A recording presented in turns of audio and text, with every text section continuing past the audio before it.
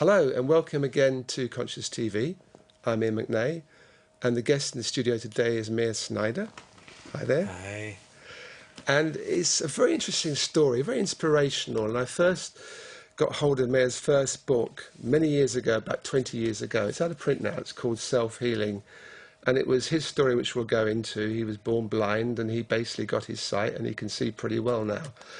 And he has actually available currently this book, Movement for Self-Healing, which incorporates the first book and also has much more in there.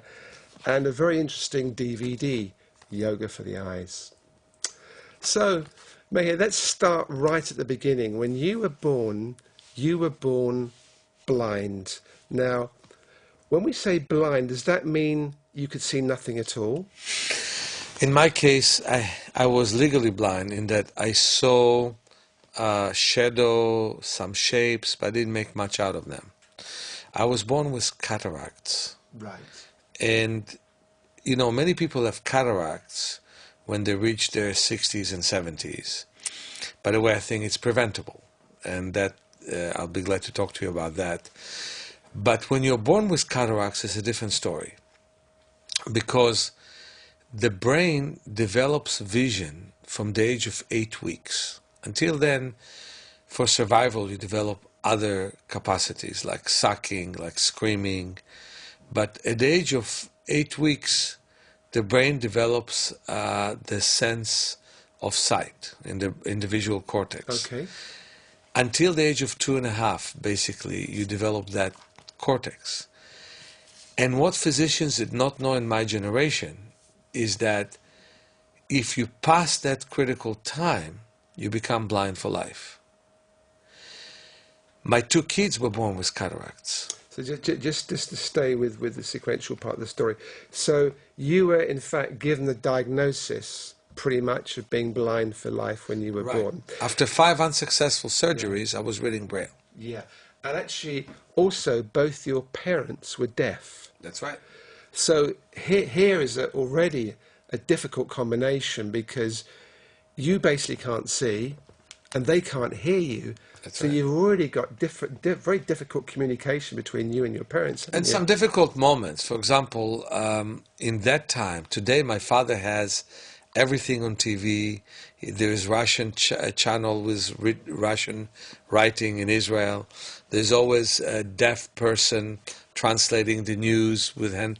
That was not happening in Israel in its earlier time. Yes. So my father, as anyone else in Israel, was very interested in news.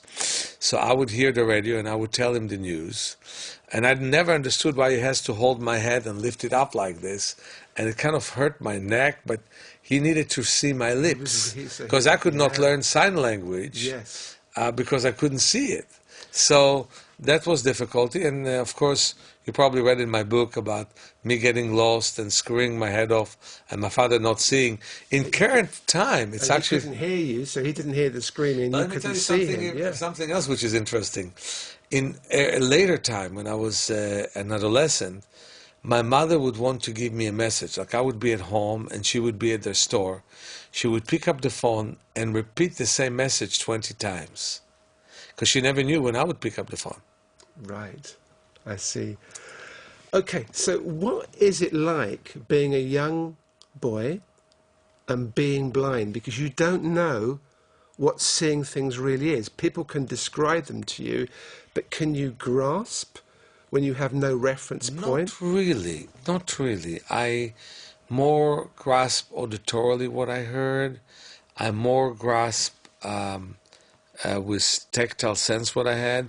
My sister, when she was she was my older sister, managed to scare me about the external world, telling that all kinds of people are coming. So I wouldn't see your features. I would see like a long, dark shape, and I would kind of be scared of whatever I would see, you know, basically, because it wasn't really clear. I couldn't make much out of it, and it would be all scary stuff around me. So when I started to see and things were brighter, actually it was very difficult for me. But did you know what colours were when you couldn't see? Did you have Not any concept? I knew a few colours, like very dark, very black, So you could see shades. Shades, yeah. Yes. It was really a greyish world, so to speak. Yeah.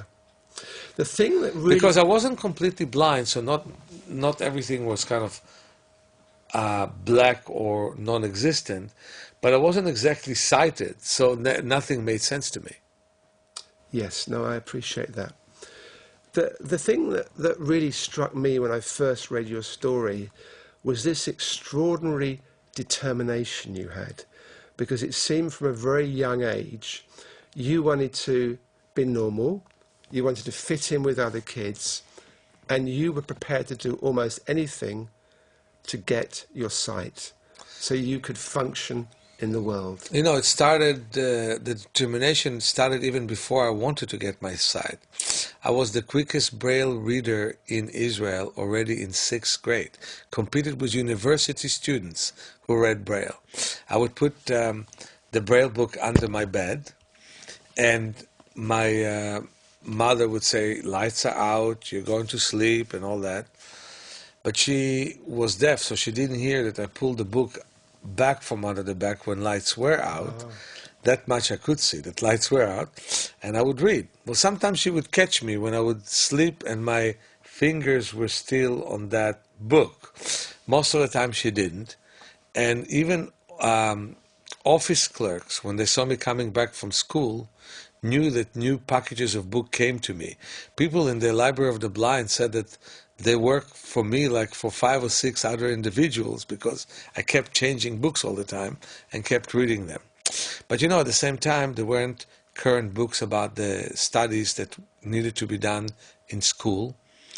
And some kids were happy to do it, but some were not happy to be told by the teacher that they have to stay after school and help me by reading to me stuff that was not yet written in Braille. Kids would ostracize me, basically, and would, leave me alone, run away, hide from me. I started to really want to do what everybody else can do. I had a lot of pain over being blind with my parents being deaf. But where did this spirit come from? Did you feel it was always there? The spirit of life. When you're alive, right. I think this comes from the soul.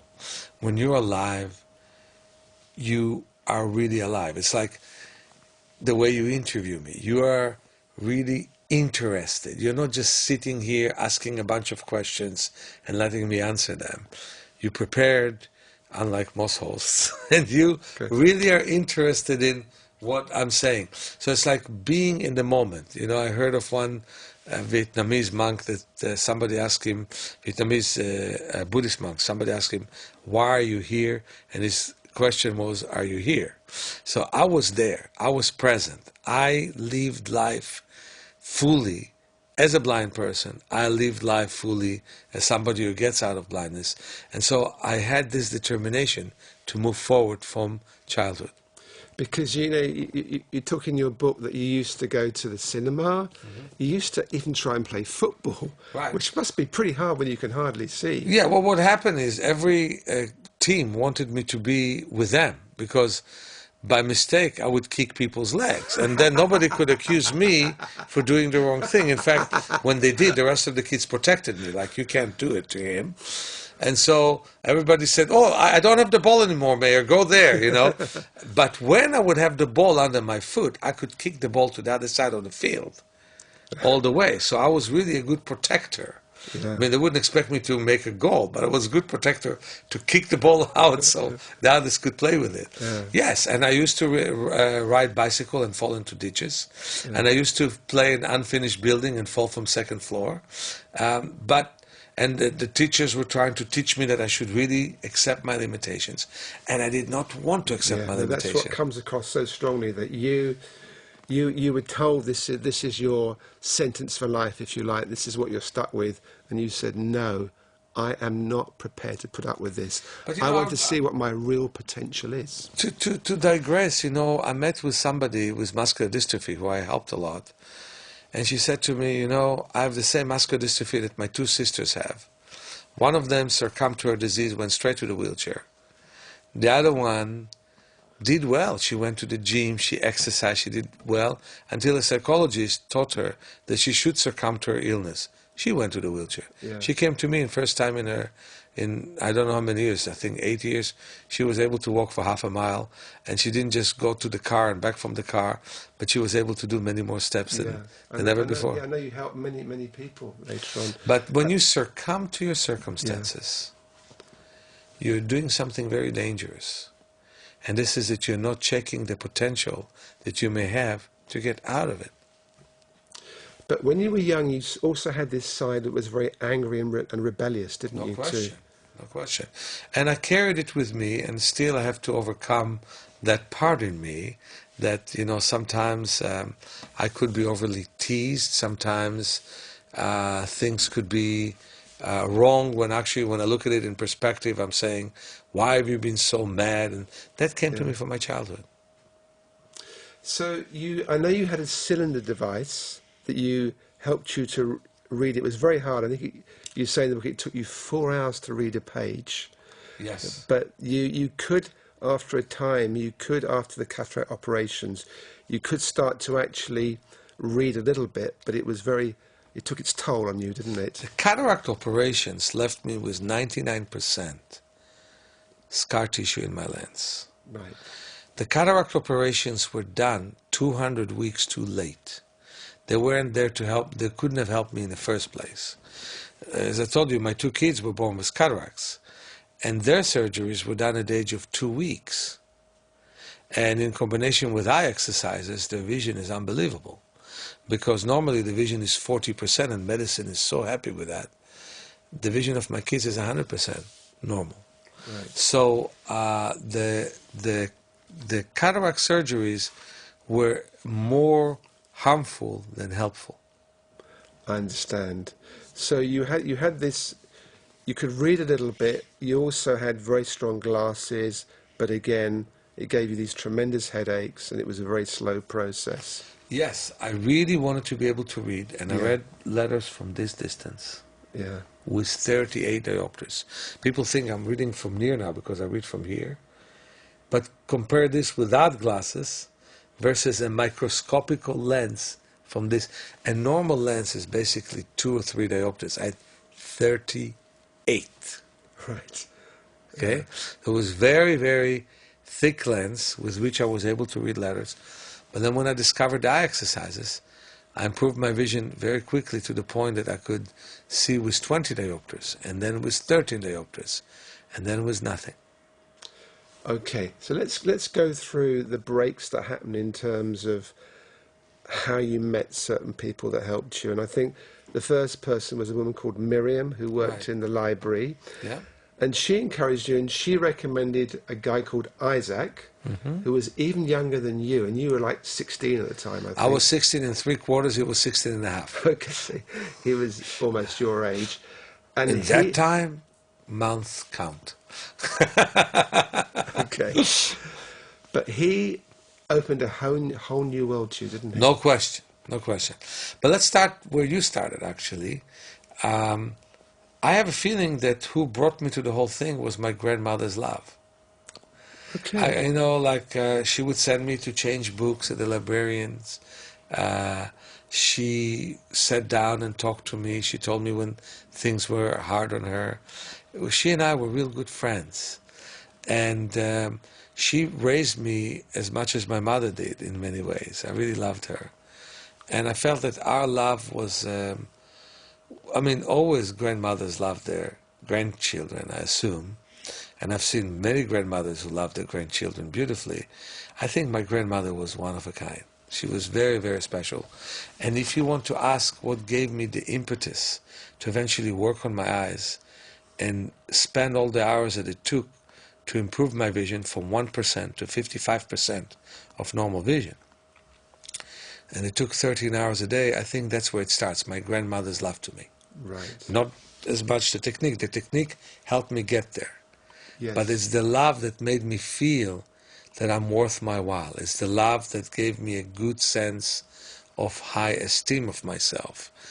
And the self-esteem is the only way to go forward. It's not ego. Ego is that you compare yourself to others. Self-esteem is that you feel you're worth your while. And truth of the matter is, many people with big egos don't have any time for themselves. Okay. This was very different. I had to spend a huge amount of time working on myself, much more than most. And that happened with that kind of love. It kind of reminded me in other times I have to digress. A lady came to me with blindness in one eye, 96% blindness in the other eye. She gained practically all of her vision in the eye that was 4% vision, and starts to gain vision in the other eye. Part of it is her determination to work on herself. She's a dentist. She returned to dentistry. She's very busy. But the eye exercise I gave her demanded a lot of work. But the husband that she brought with her gave her a lot of love. And that love of her husband, who dedicated himself to her, even though he's a very busy dentist himself, have helped her work on herself. So my grandmother's love to me is the prelude of my book. That's why I put the first few pages of the book of that amazing love that I still am carrying with me, that still makes me feel that people can work with themselves a lot. But people can't work with themselves unless there is a real, strong, I would say universal love in their life. Okay. So you met Isaac. Right.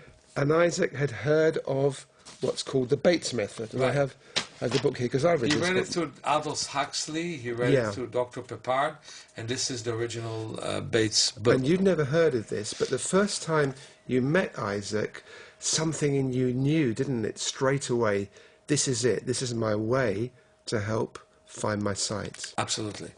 What happened is he told me, your doctors know a lot about medicine, they know very little about healing.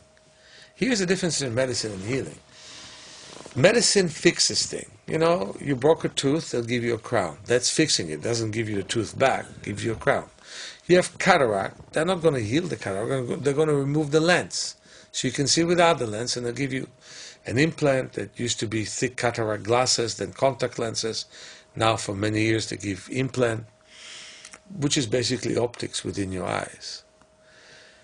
They can do many things, but healing is basically gathering the body's forces to move forwards. I have a destroyed lens.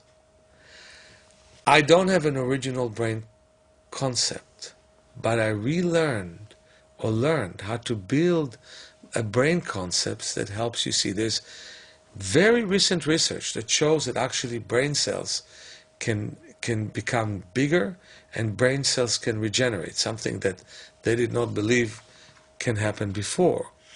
And truth of the matter is, it is the lack of belief in our strength and inner process that makes the world so negative about what people can do for themselves. So what Isaac was doing was he was giving you exercises, but those exercises were actually training or retraining your brain so you could effectively use what you had in your eyes. Is that correct? Absolutely. Yeah. I still have normal retina. I had undeveloped but normal brain. And the problem is I did not have a good entry of light to my eye, but I still have 1% of lens that allows me to see. The rest became scar tissue from wrongful surgeries. And so I learned how to connect between my brain and between my optic nerve in a new way, create new synapses. And the eye exercises were marvelous. They caused me some crises because I had to learn to absorb the world of sight, to understand that it's not a useless world, that you can do something with sight, you know, you could do something with it. Until then it was totally dysfunctional. What do I need to do with it? I hear, I feel, I sense. It's interesting. So you had a way of functioning without normal sight. Exactly. So what you're saying, it was almost a psychological adjustment as well to incorporate I would sight call too. it mental. Mental, Not okay. exactly psychological, just like you can, the psychology is emotionally accepted. I emotionally accepted, I was happy. But mentally it's very difficult to learn how to use something you have developed motorically with such poor vision that basically you know not to hit walls at the most. Because I used to hit walls when I was little. In fact, it's very interesting. I used to hit walls when I was little. My grandmother would put ice on my forehead quite often. But then when I start to develop my vision, I start to hit walls again because I stop sensing things and I start to look at things. Okay. But I didn't see well. So that's where the whole thing started.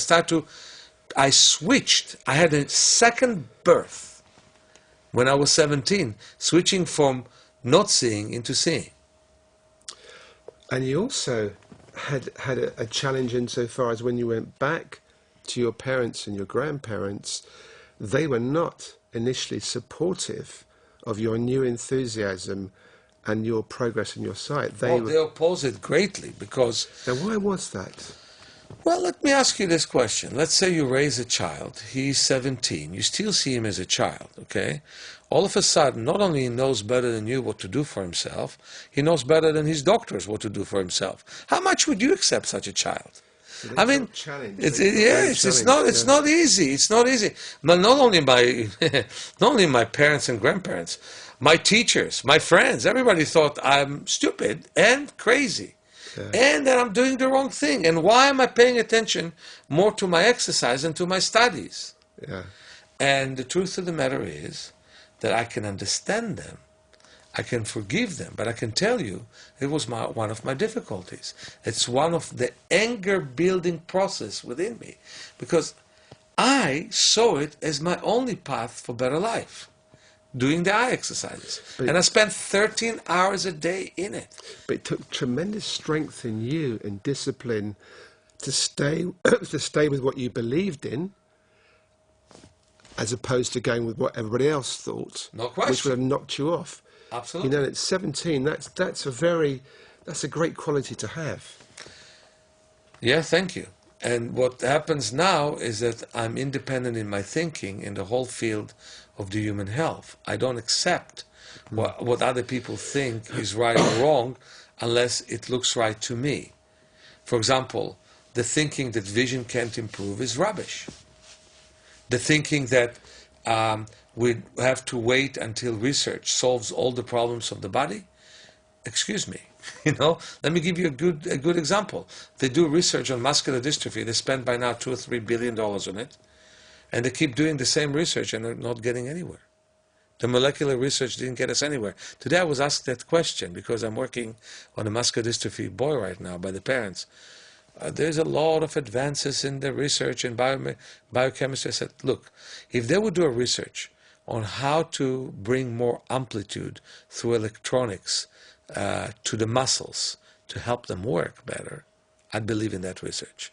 If they would do more research to maybe bring good nutrient to the muscle, to help the muscle function better, I'd believe in it. If they try to change the genes, excuse me, they're about 500 years away if it would ever be found. And we spend all of our non-existent money to try and find non-existent cure. That's how I look at things. I really think that we should all open our mind to see our sense of how things are. Like I have this girl that the doctor said she'll be blind. I'm seeing her right now. And they said, well, put dark glasses on. By the way, I'm very much against sunglasses. Okay? Puts me definitely away from everybody else these days. Okay.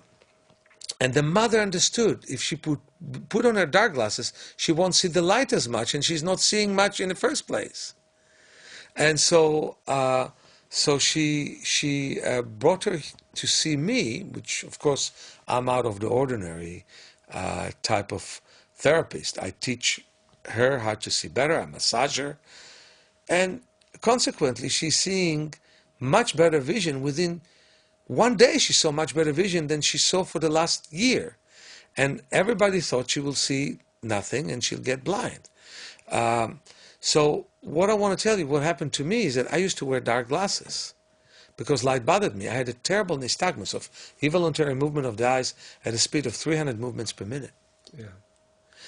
And I learned to reduce it. I learned through an exercise called palming, where I would rub my hands, and I'm putting my hands over my eye orbits, and I would visualize that I'm seeing complete darkness, maybe even blackness, and I could not see dark for like 2.5 months.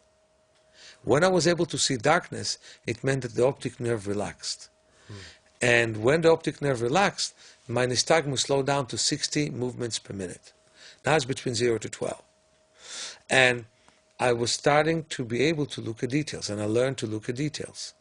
And I learned the exercise of sunning, where I would close my eyes and I would move my head all the way from side to side. By the way, when you close your eyes... And this is when you're putting your eyes towards the sun. Right. Yes. When you close your eyes, you're not subject to the UV light. Yeah. Okay? So I would close my eyes and I would move my head from side to side. And when I would face the sun, the pupils would constrict. And I would move my head away, the pupils would expand. There was expansion and constriction, and expansion and constriction. And it started to give life to my eyes. And then I was taught that, I was taught in Braille school, don't look at anything, you don't see anything anyway. So if I would even try to have a sense of these little dots, the teacher would say, look away. Well, I learned to look at details. So I would learn, instead of looking at you at the sofa, and in the past I would see you on the sofa as part of the same furniture. Yeah. I learned that there's something protruding up there. It's a head. And there's 2 things on the side, those are shoulders. And there's 2 things from the 2 sides, those are arms. And I start to look at those things. And as I look at the things, the nose would appear. The forehead would appear. The cheeks would appear. And I would look at more and more things. Exactly what you did when you were an infant at the age of 8 weeks old. And I wasn't able, because of the scar tissue, and because of the lack of original brain concept, to build quickly the vision I ended up building, or to get to the kind of vision that you have. But I was able to get from 1% of your vision to more than 50% of your vision. And today I read, write, and drive. Now, how aware at the time were you aware of the theory of the process? My feeling is a lot of it was unfolding as it went along, and you were learning as you went along. I've developed the Bates method 100 years ahead of where it was before. Okay. I just came here for a conference on natural vision improvement, very few people. And I can tell you that it's a very sorry situation that not enough people are interested in it. But I can tell you that I developed the Bates method way, way ahead of where it was, and those are the few principles that I have now, because the Bates method was built for last century, where myopia was only 6% of the population in Britain and in the United States. Today it's 48% of the population of the kids. It's a real terrible situation. Here are the few principles that can take us out of glasses, out of need of glasses, out of need for any of those corrections.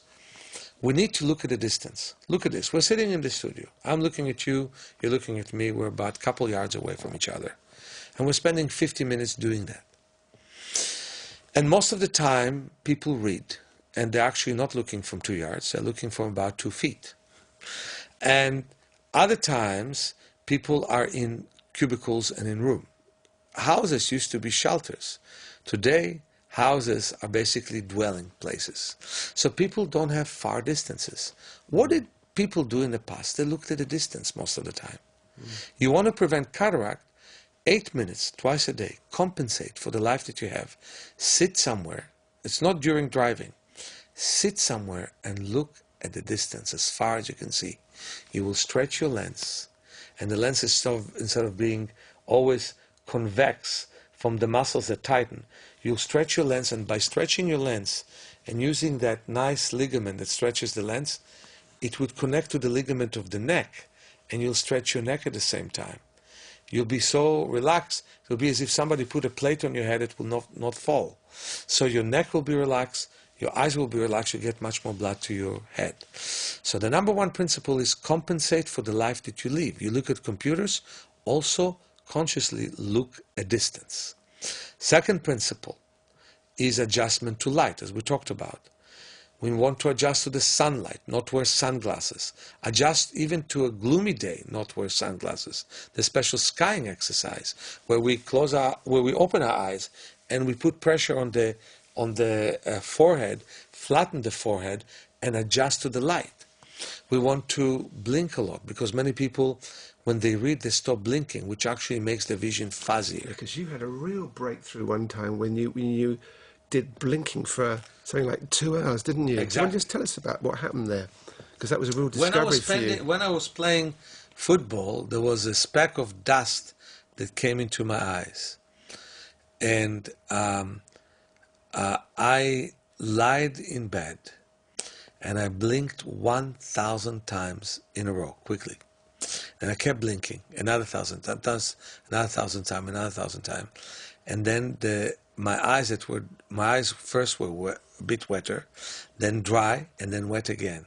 And the wetness of my tears have washed that speck of dust. And from there on, I understood how little I blinked. That actually and is the that strain. What you observe with most people, they don't blink enough these days? I do think so. I think that the strain to see causes you to not blink, while actually blinking modifies your strain to see. So it's a very important thing. I'm thinking now, I'm blinking more now I'm hearing this. Very good. Yeah. People who read blink half of what they should blink. Right. People who look at a computer blink a third of what they should blink. We should blink 22 times per minute to 25. So that's another principle. Then another principle is using the periphery. You know, most people who sit and look at a computer, things can move around them, but they don't use the periphery. You know, that's the beginning of glaucoma. Pressure in the eye. Staring, aren't they? Just so Exactly. Screen. Exactly. Yeah. And we need to have much more blood circulation because most old people disease have to do with poor blood flow to the retina. What happens is that when the retina doesn't get enough blood flow, it creates capillaries that leak and they create destruction in the photoreceptors. Now, doctors deal with the symptoms. They used to give them laser. I used to risk myself telling people don't do that laser. Now, all doctors are saying it was a grand mistake. So now they do injections. Injections are good. They're not as bad as laser, but they only last for 3 to 5 years. Then people get blind anyway. The thing to do is get your neck loose so you get more blood flow to your head. So doing exercises like moving the head in rotating motion, a nice one that I challenge the audience to do at home that most won't be able to do, rub your hands as you move the head at the same time. So I have to rub my hands. And move your head in rotating. You're doing a good job. I'm all right, most people don't. Yeah. Now another one. Hold your head, move the head with the hands without using your neck. Without using my neck. Yeah, your neck is passive. You're doing well. Most people don't. I'm impressed with you, Iain. You're doing extremely well. But truth of the matter is, you're 1 out of 50, maybe 2 in 100. Do it. Normally, somebody told me my neck is stronger than my hands, you know. They freeze their neck most of the time. So learning to loosen the neck with many exercises make a big difference. Also visualizing expansion in the whole body makes a difference. I want to claim here, right up front, that nobody should be wearing glasses, that actually nobody should get cataracts, that nobody should get glaucoma unless it's a born thing. Nobody should have retinal detachment. The whole thing is happening because we don't use our eyes properly. So the principle of looking at a distance, adjusting to light, and also relaxing the eyes a lot, and paying attention to details, that makes a big difference. Why do people lose their macula? They stop the curiosity of details. But you see, part of the difficulty is it is easy to go to the optician and get glasses. And people, it's sad, I think, in one way, but people don't necessarily want to spend the time doing the exercises. They don't want to necessarily understand how the body works. Now, I'm interested, and when I started to lose my eyesight a bit, you know, I found the Bates method, and I actually went to a Bates teacher, and I did the exercises, and I wear these pinhole glasses, which help to, you have to have a certain amount of light, but it helps you to see a page, especially at night when you're tired. Right. And so I'm mid-60s now, I don't have to wear glasses, but I put time into that, you see. Right. And a lot of people are not willing to put the time in. And I think that is sad, like you do, because the more time you put in, the more you learn about the body, and you realise what a wonderful body we all have, and the potential of the body. This is one of the reasons I'm so happy to be on your show, because we need to create a critical mass. Yes, I completely agree with you. Most people would not invest time in themselves. It was God's will and God's blessing that I was able to meet the people who have shown me the exercise in the right time. I hope this show is coming to homes of people who want to work with themselves, because it's almost a duty that we have to do that. Because if we work on ourselves and we improve ourselves, we bring a whole new consciousness to the world, consciousness of people who are working on the strength that was given them. Do you know that we have 600 muscles in the body? 600. Do you know how many most people use? Probably a fraction of those. 50. And then they overuse the muscles that they use. The connective tissue becomes hard around the muscles they always use. And a sixth of the British population has arthritis. Guess what? A quarter of the American population has arthritis. Why? They need to learn to use muscles they never use. Now, neither you nor I will have the muscles that Arthur Rubinstein had, playing the piano in his fingers. But we can have 200-300 muscles from the 600 that we have. We don't know to walk backwards, sideways. People don't know about moving their toes. You know, people who are armless can feed themselves with their toes. But when I show people... I've seen that, that's right. When I show people to start and move the toes independently, they frown. I remember teaching 15 physical therapists how to help child paralysis. I said, before I teach you how to help child paralysis, let me show you how paralyzed you are. And they start to work with their toes and they all frown. Let me show you something small here on TV. That most people have such frozen trapezius muscles, right? Look what I can do. Try to do it at home. So let me see You if I put can your do it. hands here and try to get the elbows to touch. No, I'm a long way from you there, yeah. But you're better than most. So basically the trapezius of most people is so frozen that you can't just let go of your shoulders. Can you imagine how less blood you get to your head? Yeah. Why shouldn't your eyes get blind? Why shouldn't you lose your hearing? When you do all that, you see, we're in a generation of degeneration. And we need generation of degeneration. Right. And we need to study our forces. Yes, medicine is important. I send people to doctors when they're too crazy about what they do with themselves, you know. If you have an advanced condition or a condition that can be easily remedied by medical profession, I have nothing against it. What I have against is seeing doctors as God. They're not gods. And there's a joke saying that, what's the difference in God and a doctor? God doesn't think he's a doctor. They're not gods. Yeah. They're people, and they do research. The research is always external. We need to do research of our internal strength. And I'm a bit mad here, because we have called the medical profession to come and research our work. We have 93% success with people who wear glasses to get rid of them. And this is the centre you have in San Francisco. The school we have in San Francisco. Yes. Our school for self-healing in San Francisco. Yes. You can Google us. You can easily find us. But you travel around, and you also, because you're in London now, and you're doing some sessions here. Yeah, I had a lecture now. It was surprising how many dozens of people I got to that lecture. Yeah. Didn't prepare for that. It was wonderful. Not enough books. And I definitely am influencing many people to see things otherwise, but I'm still a lonely wolf in the dark. Because the thing is that to me is very clear what you can do. You can overcome muscular dystrophy. You can overcome multiple sclerosis. It depends on which state you are. When you say overcome, can you cure it, or you... You work with what you have. Yes. And if you So work from a very young deteriorate age further. with the same genes that you have. Look, Yes. let me give you an example. Yes. Let's say that there's two people.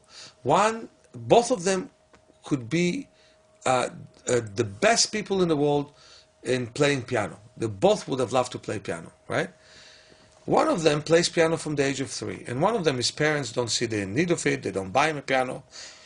They're too poor, and he never got into piano. Now, you may never know that he could be good on piano, right? The first one, he becomes a protege. Everybody listens to him. It reminds me of two brothers who met a guitar in a jungle in South America, and they played a wonderful guitar. Until then, they didn't know anything about it. They learned the guitar themselves. Well, what I'm telling you, you could have muscular dystrophy and the right exercises, and you would never be in a wheelchair. You may have some signs of your weakness, but never be in a wheelchair. I should read you. I should read you something in Braille now, because I was reading Braille. That was my destiny. The girl who came to me today, all the doctors said she'll get blind. There's a nice lady here. Her name is Sonia. She sits in our studio, and she had a girl with coloboma, which is a disease where you have holes in the retina, holes in the iris, holes practically everywhere in your eye, and the doctors in Japan said she'll be blind. They came to her, and there was another doctor in Brazil who said she may be able to see something in her right eye, stimulate that, the left eye is gone. Well, Sonia said, I'm starting from scratch. So she patched her right eye, got her in a dark room where you could see balls in the dark, and the girl ran after those balls. Caught the balls. So there was something there to work on. Exactly. Yeah, even though all the doctors said there's nothing there, right? Yeah. And she played with the balls, Yeah. and then eventually her vision was amazing. And when she went back to the doctor said, okay, let me check the right eye, it looks good. The mother says, look at the left eye. She said, no, come on. That's over with. She put a patch, threw a ball, and the girl went and caught and played with the ball. She said, well, that's amazing. So now the doctor is seeing that she can see with both eyes, and test her, and everything is fine and dandy. But what I'm explaining to you, I'm not saying in every case that we're being told you can't do anything, something can be done. No. Healing sometimes is accepting where we are at. But I'm saying that 85% of the cases, when they tell you nothing can be done, something can be done. Because if there's any case where nothing should be done, 4 is mine. One of my students, who is an optometrist, who is one of the most successful therapists in my work in Brazil, brought her professor of optometry. They both looked through my eyes, and Fernanda told me, Meir, you cannot see. I said to her, Fernanda, I drove you to many restaurants in San Francisco. You saw how nicely I'm walking. I taught you how to see. She said, Meir, as your student, as your teacher, as somebody who admires your work and tells about it to the whole world, I know you can see. As an optometrist, I'm telling you, you cannot see. Okay? Right now, this minute, if I would go to any doctor's office, they would tell me I'm blind. It's extraordinary. Unless I read the chart for them. Yeah, yeah. So, one of the things that comes across that you learnt when you first started your first healing centre in Israel was the importance of the person, the patient, if you like, the person that wants to be healed, being a participator. Right. And you learn that it's no good. You started off, you were just trying to heal them, and they weren't doing their part. And certain people you helped, then they dropped away because they didn't put themselves there. They didn't have that determination, that desire that you always had. We're much more afraid of our power than our failure. Explain that. If people discover that they actually can do more for themselves, then they have no excuse to ask from other people to help them. They have no excuse to ask from the government to help them. They have no place to be stop so being passive. a victim, don't they? Yeah, it's very difficult to stop being a victim. Yeah. I like that state of being a victim. Yeah. But truth of the matter is that it actually limits people quite a bit. Yes. Limits people quite a bit. It limits them, and it gets them to reach very little in their life. I mean, opening my eyes, hopefully by opening my eyes, I'll open the world's eyes. And again, I couldn't be grateful to you enough, Iain, for helping me to reach more people and tell them about what's possible. Again, simple exercises with imagery, with subtle movement, with enrolling muscles you never knew existed. People are even lazy when they do exercises. Now, how am I saying that? I mean, they're doing exercises. How come I'm saying they're lazy? They do them in a way that doesn't help them feel their body. But it comes, and you mentioned this, I think, right at the beginning, or maybe before we started recording. It's about being present too, isn't it? being here, being aware of what you feel, what's happening in your body, being aware of what's around you. That's very much your basic exercise you were talking about seeing the far distance as well. We start our training courses when I train people to work on others. And by the way, I'm inviting everyone to come and help me change the world and come to San Francisco or arrange training course in your area. When I train people to work on others, first of all, I train them to work on themselves. We do a lot of body work, so a lot of massage. I said, well, arm strength starts with, first of all, building up a base from the bottom. We run backwards for a quarter of a mile. We run sideways. We do all the movements we never do in life. In life, we always move kind of forwards. We sit, we slouch, we run, we roll from side to side. So you run backwards. Yeah. You go sideways. Sideways. I mean, why do people lose their hip joints? Because of sitting. Yeah. You have to start to do things you never do. Yeah. So it is very much thinking outside the existing box and thinking how you can learn to be more in touch with your body and encourage your body to do things it doesn't normally do. Exactly. To find these 600 muscles you're talking about. Exactly. When people go to the gym, they wear out the muscles they always use anyway. The work that we need to do is to use muscles we never used before and integrate them with the ones we always use. You do that and there's no back pain industry anymore. I'm sorry to say that. Because the few corporate to your back problem is your shoes. Walking with shoes on cement is very difficult for the back because you narrow the movement of the heels, you tense your toes, and you freeze your whole body. Is the chair you sit on. You should stand every 20 minutes and stretch. I can't show it right now because of the situation here, but you stretch, you hold the leg and you pull it backwards and you look upwards, and that is very important for you to do so you won't slouch all the time. Here we're sitting for 50 minutes. That may be right for the program. It's wrong for our back and our hips. As soon as we finish the program, I'm going to stretch for half a minute. It's going to make a big difference for me. So the point is, let's pay attention to how we live life. We need to learn the emotional part, the emotional component of our problems, where we have accumulation of feelings that build up, that basically get stored in our body. And we don't even know the emotions that come out of the fact that things are being stored in our body. So we need to learn to work with those. We need to learn to stretch. We need to learn to relax. And with your center, your healing center in San Francisco, do you find that people straight away when they come, they understand what you're talking about, or do you find it's like an education process that takes time to get the principles? It takes time. It definitely takes time, and it takes work, and that's why our training is about 180 hours to begin with, 9 hours a day every day, book work as well as movement work on the beach. We're near the beach. That's why we use the beach for that reason.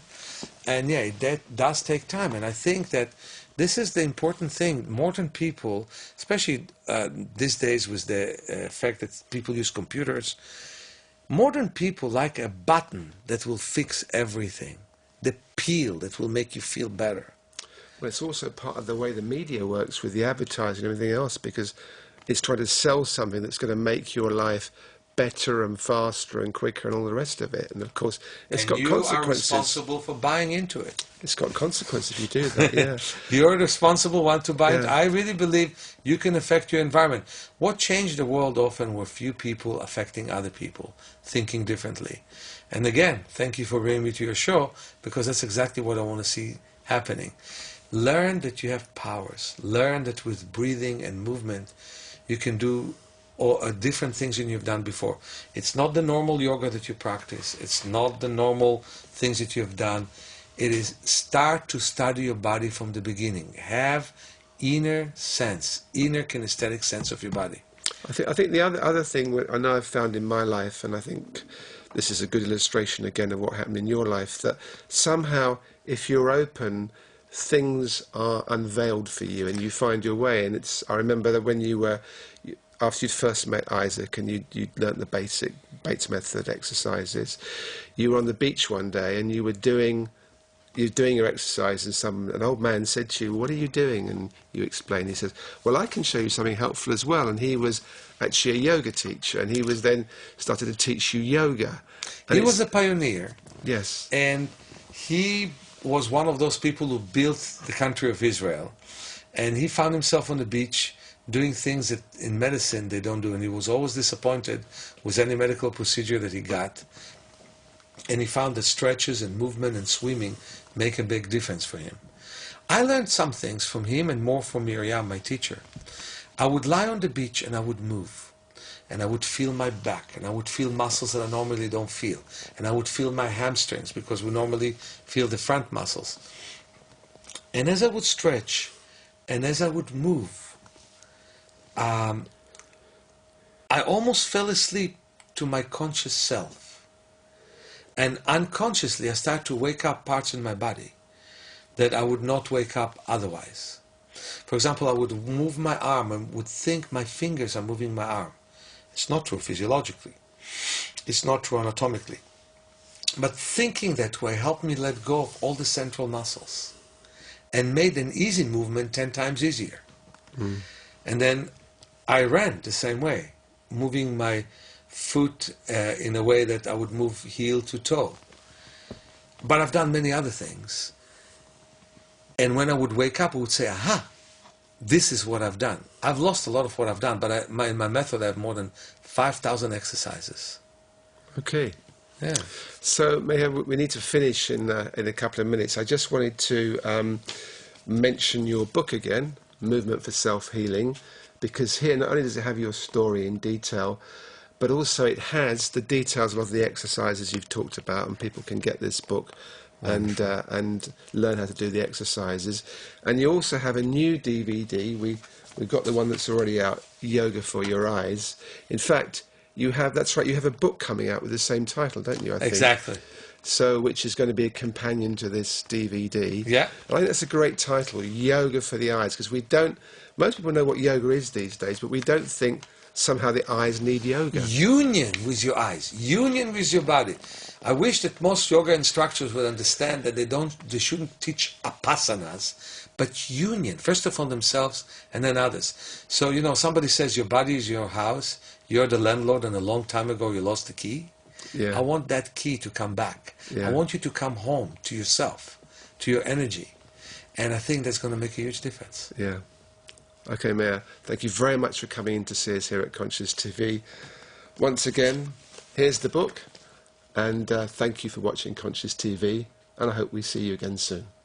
Goodbye.